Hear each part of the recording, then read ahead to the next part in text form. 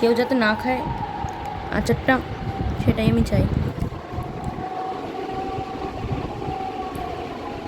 দারুণ, দীপের মা দারুণ একটা জিনিস বানিয়ে দিয়েছে। তুই 1 কৌটো আচার খাবি? 1 কৌটো কেন খাবো? তুই আমি এটু করে খাচ্ছিস। 1 কৌটো দিয়েছিল, সেটা হাফ হয়ে গেছে এখন। তুই কি পাগলা? তুই খাবি? তুই খাবি কেন? এটু হয়ে গেছে, খাস না। তুই অর্ধেক করে দিয়েছিস, সিরিয়াসলি?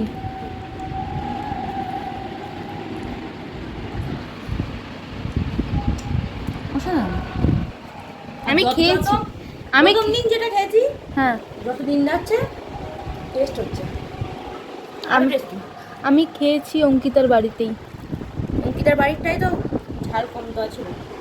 তুমিও কি এরকম পাগলের মতন আচার খেতে ভালোবাসো? ভাই, আমার বান্ধবী এই 5-6 দিনের মধ্যে এত বড় কৌটার মধ্যে অর্ধেক কৌটো শেষ করে ফেলেছে।